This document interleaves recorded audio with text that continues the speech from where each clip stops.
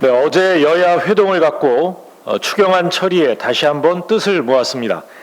예결위 심사가 잘 마무리되면 기합의한 대로 내일 본회의에서 처리될 것입니다. 어제 피해 지원 증액과 임대료 분담 대책을 요구하는 소상공인 자영업자 3,065명의 이 서명이 국회에 제출되었다고 합니다. 서명에 참여하실 여력조차 없는 더 많은 소상공인, 더 힘든 자영업자 여러분이 많이 계실 것입니다. 그 모든 분께 하루라도 빨리 위로와 희망을 드려야 합니다. 소상공인 피해 지원 확대를 두고 세출 규모를 조정하는 문제가 남아 있는데 여야 모두 큰 틀에서 공감을 하고 있는 만큼 서둘러 매듭짓도록 하겠습니다. 이제 재난지원금 문제가 남았습니다. 지난 12일 당대표 회동에서 합의에 이르렀다 번복되는 우여곡절을 겪었습니다만 어제 TV토론을 보면 여전히 두 분이 같은 곳을 바라보고 있다는 생각이 듭니다. 송영길 대표는 25만 원을 23만 원으로 줄여서라도 이 국민에게 주는 게 낫다라고 하셨고 원내대표에게 맡겼다 이렇게 말씀하셨습니다. 이준석 대표도 추경 총액이 늘어나지 않는 선에서는 재난지원금에 대해 어느 정도 양해할 수 있다 이렇게 공감을 표했습니다. 위기 상황에서 정부가 마땅히 할 일을 하도록 더불어민주당이 앞장서서 추경을 금주 내에 마무리 짓겠습니다. 오늘도 추경 처리와 상임위원장 배분 등을 논의하기 위해 여야 회동을 합니다. 상임위원장 배분 관련 원칙은 확고합니다. 일하는 국회를 가로막아온 법사위의 상황 기능을 바로잡고 그간 야당이 법사위원장을 맡으면서 보여줬던 식물국회, 동물국회의 악습을 이제 끊어내야 한다는 것입니다. 야당의 대승적 결단을 촉구합니다. 네, 들고 있지 이렇게. 네. 여기 두 장의 사진이 있습니다. 한쪽에서는 방호복을 입고 구슬땀을 흘려가며 방역에 사력을 다하고 계신 의료진 사진입니다. 다른 한쪽에서는 많은 사람들이 호텔 풀장 등을 이용한 노마스크 풀파티를 즐기고 있는 사진입니다. 지금 우리의 휴가철 풍경입니다. 휴가를 앞둔 국민 마음이 다르시지 않을 겁니다. 그간 참아오셨던 답답함에 대해서도 이해 못할 바는 아닙니다. 불편을 드려 몹시 송구합니다. 그러나 이번 휴가철 풍선 효과를 차단하지 못한다면 이후 치러야 할 사회적 비용은 감당기 어려운 수준이 될 것입니다. 휴가도 반납한 채 방역 최전선을 지키고 계신 의료진, 밤낮 없이 확진자 동선 추적에 나서고 계신 역학조사관들, 이미 체력적 한계를 호소하고 계십니다. 박탈감마저 더해지는 것은 가혹합니다. 이번 여름을 함께 잘 견뎌야 다가올 가을에 우리 아이들이 조금 더 가벼운 발걸음으로 등굣길에 오를 수 있을 것입니다. 연대와 협력의 가치로 하나 됐던 초심으로 다시 돌아갈 때입니다.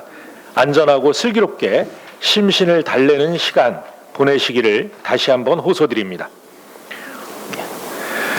코로나19로 연기됐던 제32회 도쿄올림픽이 내일부터 열립니다. 올림픽에 참가하는 228명의 국가대표 선수들은 23일 뉴질랜드와의 남자 축구 경기를 시작으로 메달 사냥에 나서게 됩니다. 특히 이번에는 귀화 1호 국가대표 선수인 럭비의 김진 선수, 또 마라톤의 오주환 선수가 태극마크를 달고 출전합니다. 마라톤 오주환 선수는 오직 한국을 위해 달린다는 뜻으로 이름을 지었다고 합니다. 대표팀 선수들 모두 갈고 닦은 기량을 10분 발휘해서 후회 없는 경기를 펼쳐주시기 바랍니다. 대표팀의 선전을 국민과 함께 간절히 기원드립니다. 지난 19일 대한체육회의 전신인 조선체육회를 설립하고 초대 회장을 맡으셨던 몽양 여운형 선생의 74주기가 있었습니다. 36년도 베를린 올림픽 출전권을 얻고 이 일본 대표가 돼서 뛸 수 없지 않느냐 라면서 이 출전을 고심하던 손기정 선수, 남승용 선수에게 국민들 후원금을 모아서 격려하면서 2,300만 동포에게 승리의 기쁨을 안겨달라. 가슴에는 일장기를 달지만 등에는 한반도를 지고 있다고 생각하고 뛰어달라.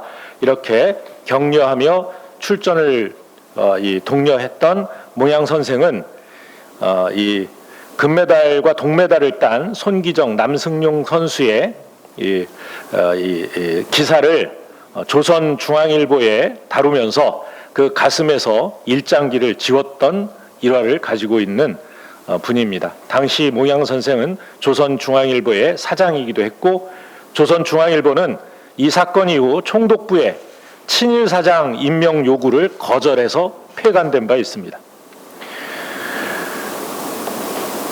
저는 우리 국가대표 선수들에게 코로나19로 고통받고 있는 5천만 대한민국 국민을 위해 뛰어달라, 또 5천년 역사를 통틀어 항상 문화적 선진국의 위치를 지켜온 대한민국의 기계를 스포츠로 널리 떨쳐달라는 말씀을 드리고 싶습니다.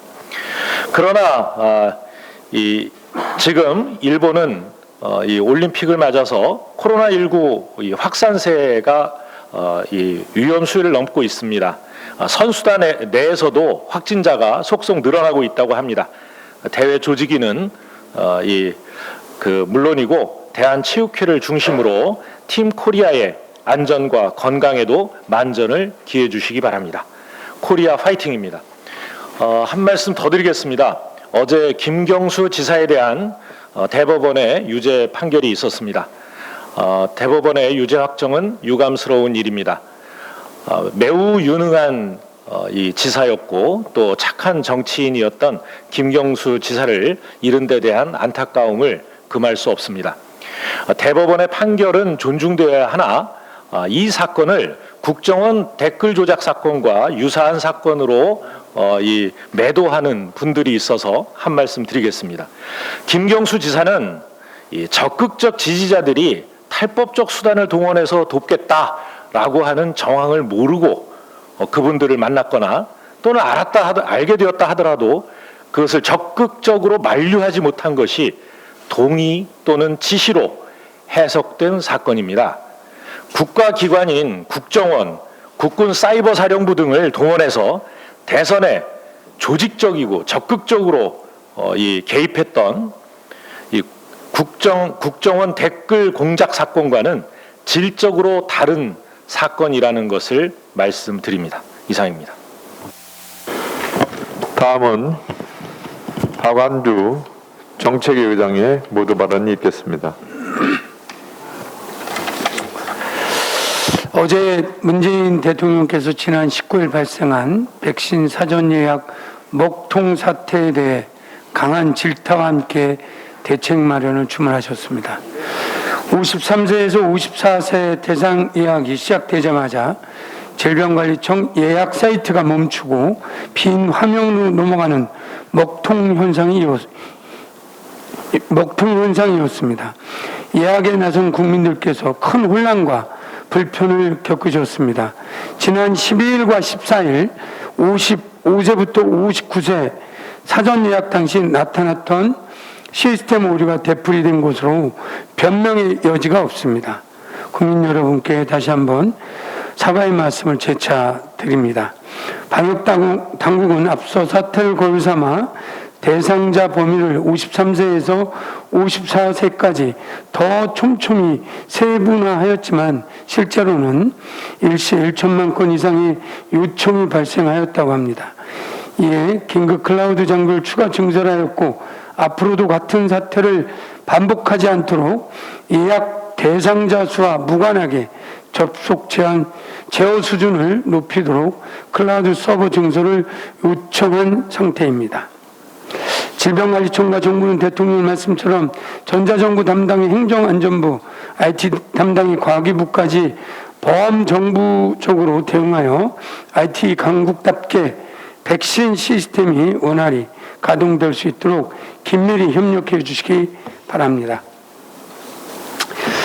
우리 당은 내일 본회의에서 추경안의 통과와 함께 주력 법안 11건을 포함한 민생 법안을 처리할 계획입니다.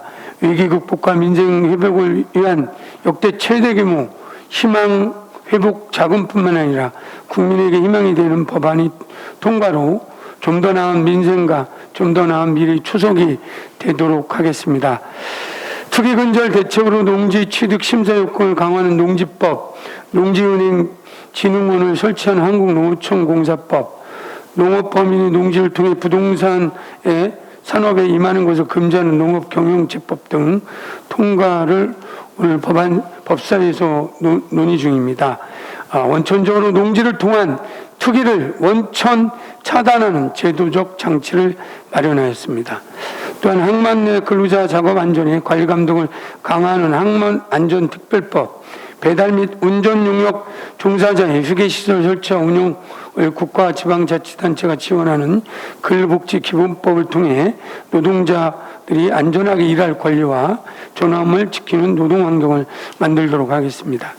노동자들의 권리 보장 강화를 위한 용역 제공자의 과세자료 제출 주기단축에 따른 세액공제를 신설하는 조세특례 제한법, 고용보험제도를 확대하기 위한 소득세법 등도 꼭 통과시키도록 노력하겠습니다.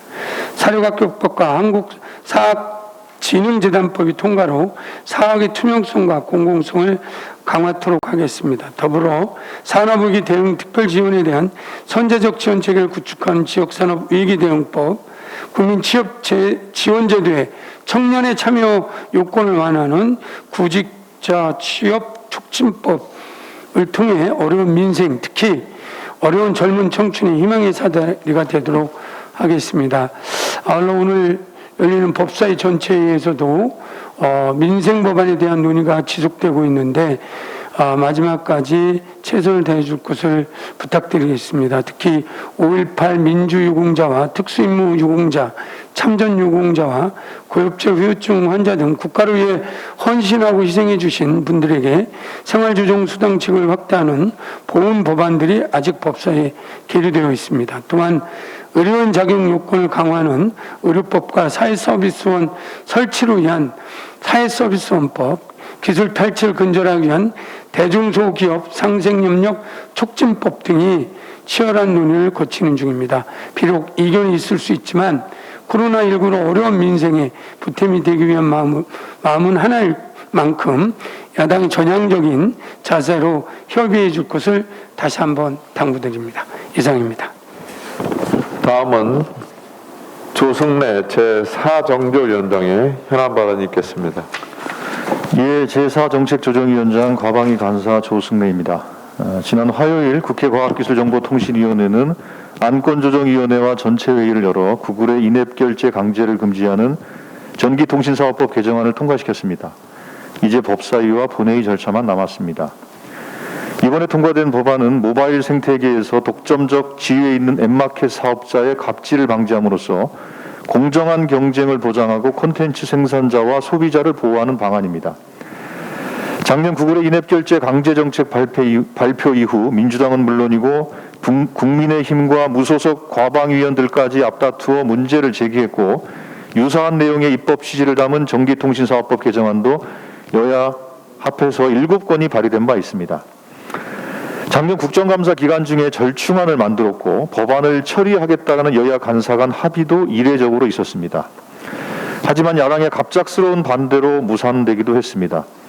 이후 전문가 공청회를 포함한 법안 소위 3회, 안건조정위원회 3회 등 1년여간 심도 있는 논의를 통해 이번에 처리하게 된 것입니다. 인앱결제 강제정책이 시행되면 앱 개발사와 콘텐츠 창작자의 선택권이 제한되고 고유의 수수료로 인한 콘텐츠 비용이 증가해서 최종 소비자인 국민 부담이 커질 것입니다. 음원, 웹툰, 웹소설 등 K-콘텐츠 생태계를 황폐화할 뿐만 아니라 전 국민의 문화생활 비용을 상승시키기 때문에 이번에 과방위에서 처리한 인앱결제 강제금지법은 민생법안입니다. 박성준 간사를 포함한 국민의힘 의원들도 유사한 내용으로 법을 발의했지만 말도 안 되는 핑계만 늘어놓으며 법안 논의 자체를 거부하며 처리를 지연시켜 왔습니다. 민주당은 야당의 회의 참여를 여러 차례 촉구했고 법안 처리를 반대한다면 차라리 법안을 철회하라라고 요구도 했습니다. 불성실하고 무책임한 야당의 태도를 더 이상 방치할 수 없었던 것입니다. 자사의 결제 시스템만을 쓰도록 강요하는 것은 시장 참여자의 선택권을 부당하게 제한하는 명백한 불공정 행위입니다. 글로벌 사업자뿐만 아니라 국내 어떤 사업자라도 규제받아야 합니다. 이번에 과방위에서 처리한 법도 국내 앱마켓 사업자에게도 동일하게 적용됩니다.